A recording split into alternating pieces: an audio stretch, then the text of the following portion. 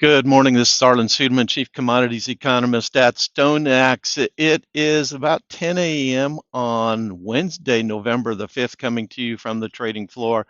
And we're seeing some strength in the grain and oilseed markets this morning, led by soybeans, primarily because China has finally responded by reducing the tariffs that it's going to charge against agricultural commodities.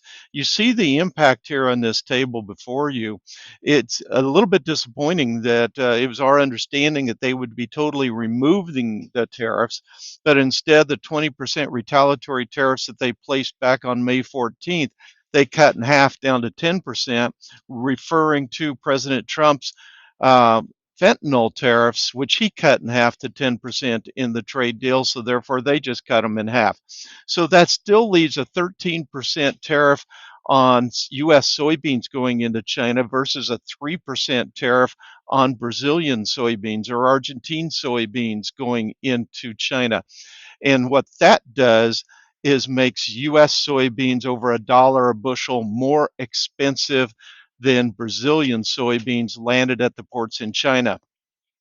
If you remove the tariff difference between our beans and Brazilian beans, U.S. soybeans coming from the Gulf of Mexico landing at the port in China are already 10 to 15 cents or so more expensive than our Brazilian soybeans.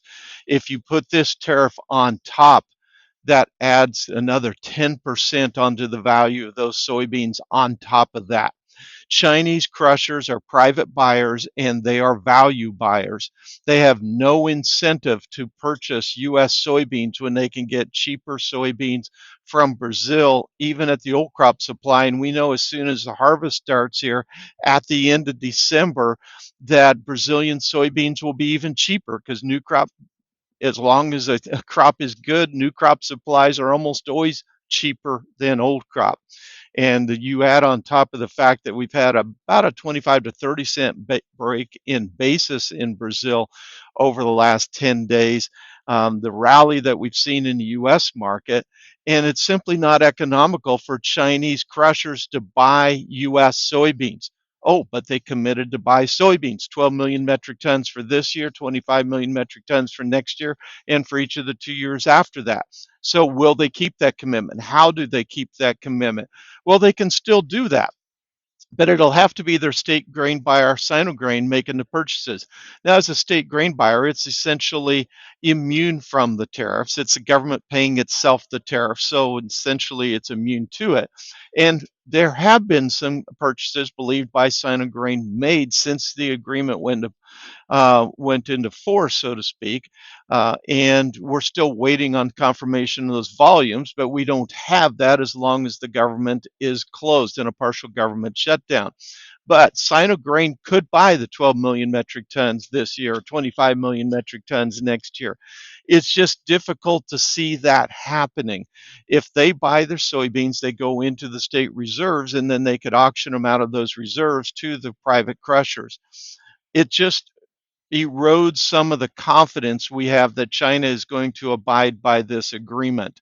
And so while the market is reacting positively today, it does reduce the confidence that we're going to be able to sustain this rally unless we see China actually waive those tariffs on that they're charging and not charge. That's what they did during Trump 1.0 to increase purchases, is they simply waived the tariffs, and that is still a possibility, something we'll be watching for.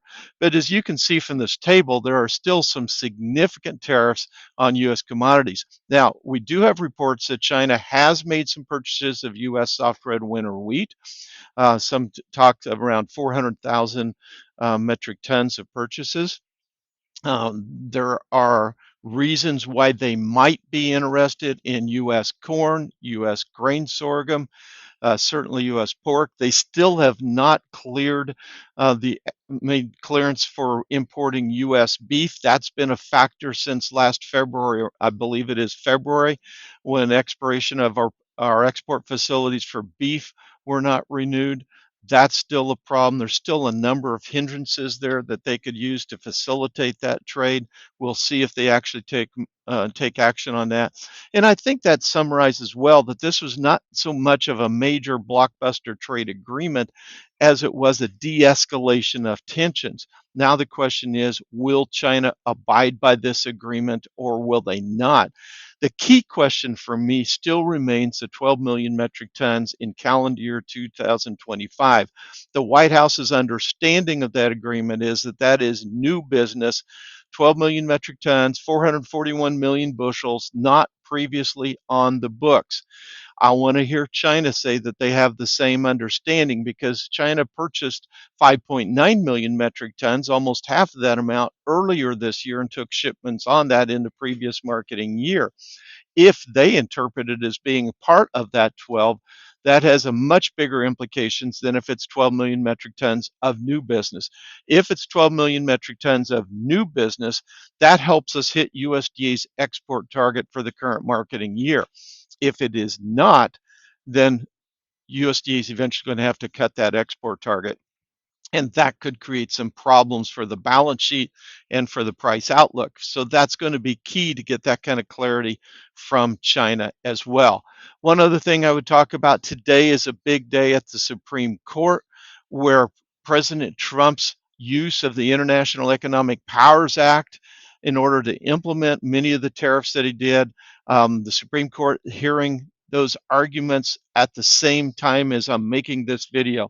Um, I had been saying that I felt like the court would lean, I felt like there's a little better than 50-50 odds that the court would rule against President Trump on this based on some of its previous decisions. And I'm not a legal expert, but I know the Supreme Court has been ruling heavily on giving powers to Congress rather than to the executive branch of some of the agencies under the executive branch. However, the Justice Department is now arguing using a pathway that was given to them by an Obama appointed appeals court judge as this case came up through the system, through the court system.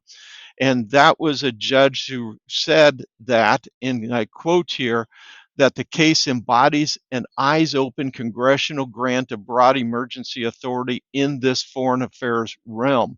So that's the argument that the Justice Department is going to use in arguing. And this does open the door that the Supreme Court may argue in favor of President Trump. Now, if they do, then that answers a lot of questions. If they rule against President Trump, we know the White House has other legal paths that they plan on pursuing in order to keep the tariffs in place. And those, of course, will likely be challenged in the court system, which will probably take months to occur, etc.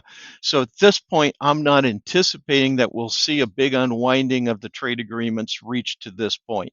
But we'll have to see. The question is, when will the Supreme Court render their decision? Usually they wait many, many months to render their decisions. In this case, the White House is asking for a quicker response. Some have speculated maybe late November, early December, but we'll have to see on that. In the meantime, the markets are paying attention to the types of questions that the judges ask in the chambers today, thinking maybe that'll give some inkling on which way the court is leaning.